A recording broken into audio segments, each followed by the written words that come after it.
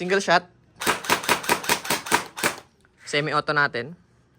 Ambidextrous yan. Kabilaan guys, pwede. Diba? Tsaka meron siyang blowback.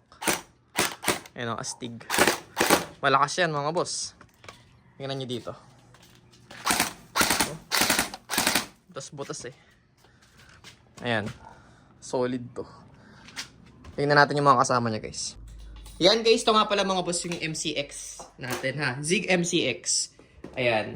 Made out of metal na yung pinaka-mugs. Tapos, may bahala pa siya mga bossing natin ha. Nylon yan. Ha, nylon yung mga parts na yan. Metal dito. Tapos yung pinaka-gear nan is metal gear po. Ha. Medyo mabigat siya guys ha. Nasa 2 kilo na rin yung timbang nito mga boss. Mararamdaman nyo yung bigat niya. Ha. Ayan. May kasama na kayong libreng charger dito. Tsaka may kasama tong bala guys. Naubos ko lang. Ayan. Itetest fire natin siya guys ha.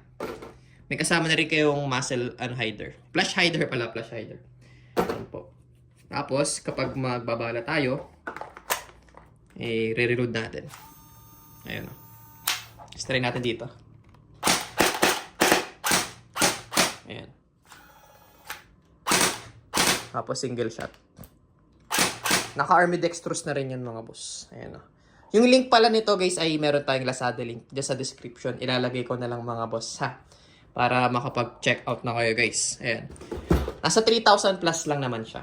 Napakamura guys ha compare sa airsoft. Tsaka ito mga bossing natin. Safe din, di ba? Medyo makati lang yan pag tumama sa inyo. Try natin. Ayan. Huwag nyo nang gayahin guys. Ayan. Sobrang ganda mga boss.